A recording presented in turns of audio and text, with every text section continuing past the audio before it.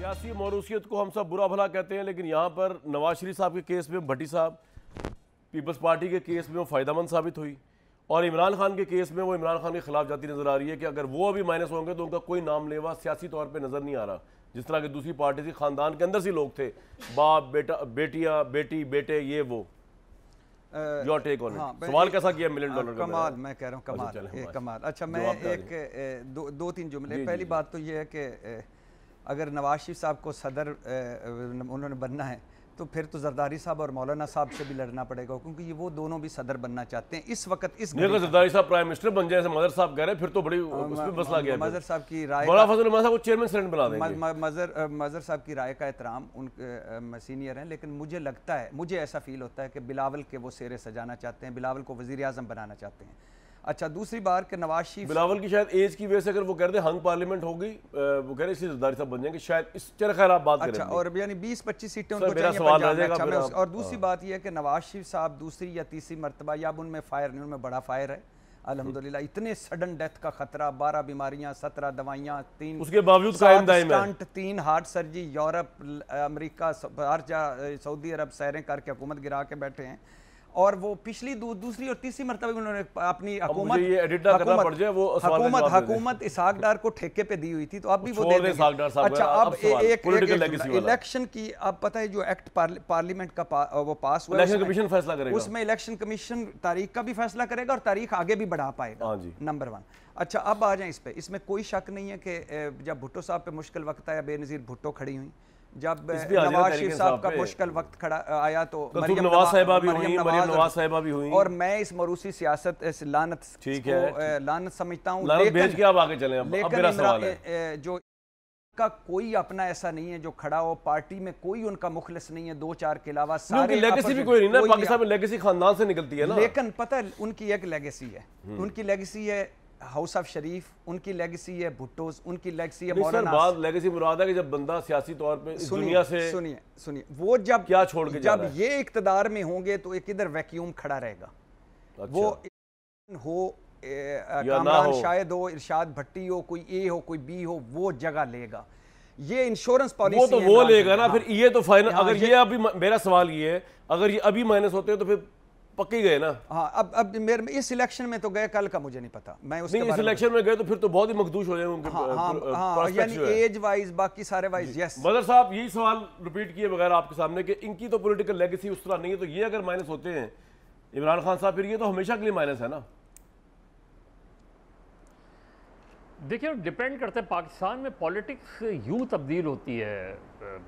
नवाज शरीफ साहब भी तो ताहयात नाअहल हो गए थे ना। मदर साहब, लेकिन उनकी बेटी ने उनके नाम को जिंदा रखा ना, उनका भाई प्राइम मिनिस्टर बन गया। इमरान खान के साथ तो ये मामला नहीं ना। नहीं, उन्होंने खुद जिंदा रखा। अरे नहीं भाई, नवाज शरीफ साहब किसी भी वक्त पॉलिटिकली इनएक्टिव नहीं हुए। वो मुल्क से बाहर रहे, वो जेल के अंदर रहे, वो कहीं भी रहे, पॉलिटिकल डिसीजन वही करते रहे हैं। तो किसी भी स्टेज पर हमें नवाज शरीफ साहब पॉलिटिकल मदर साहब, मेरे कहने का मतलब ये कि भुट्टो साहब चले गए, बेनज़ीर साहब आ गई, बिलावल आ गए, बेनज़ीर चली गई, नवाज शरीफ साहब है, नवाज शरीफ साहब के बाद उनकी एक और लॉट तैयार है, मरियम नवाज साहिबा है, आगे देखेंगे। यहाँ वो केस नहीं है पीटीआई के मामले में, इनके चेयरमैन के मामले में, ये कह रहा हूँ आप।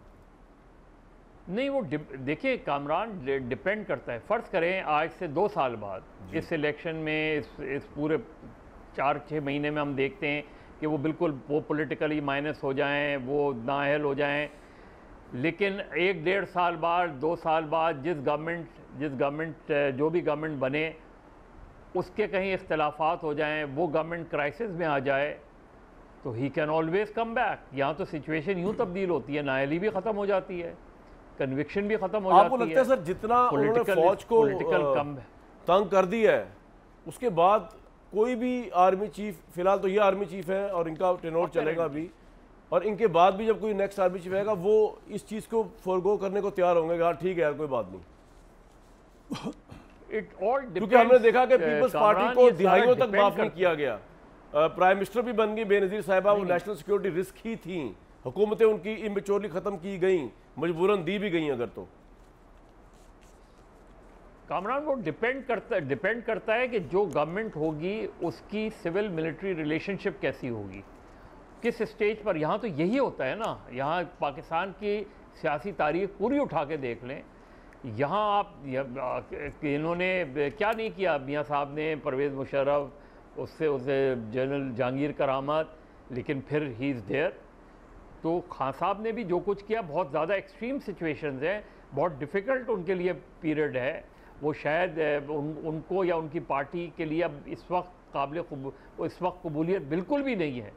लेकिन पाकिस्तान की सियासत में चीज़ें तब्दील होते देर नहीं लगती, और सियासत तब्दील होगी तो अगर होगा तो वो सारा रिवाइवल दोबारा हो जाएगा। अहमद बिलाल साहब, आपका क्या टेक है सर कि if Imran Khan is now finish politically, he is finish for ever, और ही कैन कम बैक जिस तरह दूसरे आए हैं, ऑल्दो कि he does not hold any political legacy in a sense कि पाकिस्तान में जिस तरह की फैमिली लेगेसीज होती हैं? देखिए, मेरा ख्याल ये है कि अगर इस इलेक्शन के अंदर जैसे कि वाज़े तौर पर नज़र आ रहा है कि वो शायद इलेक्शन नहीं जीत सकेंगे, शायद लड़ भी ना सकें, लेकिन अगर अगले 1 या 2 साल वो सख्तियाँ बर्दाश्त करने के लिए तैयार होंगे, तो फिर जब भी उनके ऊपर ये 1-2 साल से ज़्यादा पीरियड नहीं चलेगा उनके ऊपर सख्ती का, उसके बाद वो फिर वापस आ सकते हैं अगर वो सियासत में ख़ुद चाहेंगे रहना। क्योंकि उनकी पब्लिक के अंदर जो सपोर्ट है वो यकीनन बहुत डैमेज हुई है, कम भी हुई है, लेकिन एक बड़ी तादाद अभी भी उनके साथ वालिहाना उनके साथ प्यार करती है और उनको सपोर्ट करती है। मैं पसंद करूं या ना करूं, लेकिन पब्लिक में एक सेंटिमेंट मौजूद है, भी करते हैं। अगर वो 1-2 साल की सख्तियां बर्दाश्त कर लेंगे तो वापस आ सकते हैं। कोई पोस्ट 9th में एनालिसिस है आपके पास सर पॉपुलैरिटी का?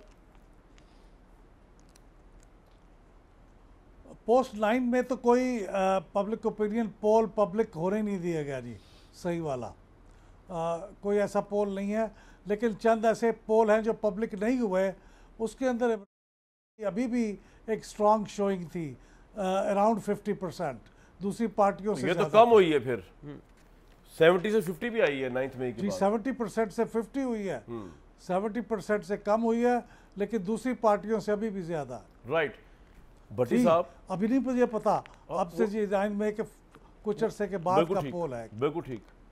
ये इलेक्शन जो है अपने तौर पे पीटीआई वाले जीत पाएंगे? पीटीआई वाले लड़ेंगे तो जीतेंगे। अभी तो ये लग रहा है कि ऐसा लग रहा है कि लड़ ही नहीं पाएंगे। नहीं, ये इलेक्टेबल्स वगैरह जो हैं ये अपने तो अलग होके तो भी नहीं जीत पाएंगे, और अब सिचुएशन ये है, इलेक्टेबल्स की बात कर लेते हैं कि अलग होके भी आप कह रहे हैं पीटीआई से अलग होके, जो पीटीआई के इलेक्टेबल्स हैं पीटीआई से अलग होकर भी नहीं जीत पाएंगे और पीटीआई में रह के भी नहीं जीत पाएंगे। सिचुएशन जो हो गई है, देखिए वोट तो इस वक्त भी एंटी पीडीएम हामी पीडीएम, एंटी पीटीआई हामी पीटीआई वोट है, तीसरा वोट कोई नहीं है। ये जो इस्तेकाम पार्टी तो काब पार्टी 2-4 तो एक मिनट क्विकली ये आपकी बात मदर साहब, जिस तरह एक जमाने में एंटी भुट्टो वोट था जो पीएमएलएन एंटी भुट्टो वोट में आता था, इस तरह ही चलेगा भी, या क्योंकि पीटीआई तो फिनिश होगी तो पीपल्स पार्टी वर्सेस पीडीएम ही रहेगा? देखिए वो ये डिपेंड करता है कि अगर पीपल्स पार्टी वर्सेस पीएमएलएन रहेगा में फर्ज करें उन्हें जी, देखिए फ़र्ज़ करें उन्हें इलेक्शन में हिस्सा लेने नहीं दिया जाता, जो कि इम्कान लग रहा है किसी ने किसी तरह का। अब उनकी स्ट्रैटेजी क्या हो सकती है? क्या नेगेटिव वोटिंग में उनकी स्ट्रैटेजी हो सकती है कि नेगेटिव वोटिंग करें against PMLN and people's party, या ये कि पीटीआई का, क्योंकि पीपल्स पार्टी का बड़ा वर्कर पीटीआई में गया है पंजाब में, क्या पीपल्स पार्टी में इतनी कैपेसिटी है कि उस वोटर को वापस ला सके? ये सारा टेस्ट होगा। लेकिन अपेरेंटली जो लग रहा है वो यही लग रहा है कि पंजाब में पीएमएलएन और पीपल्स पार्टी के दरमियान मुकाबला होगा, दीगर सियासी जमातें भी होंगी उसमें, और बज़ाहिर यही लग रहा है कि पीटीआई को शायद हिस्सा लेने की अनऑफिशियली इजाज़त ना हो।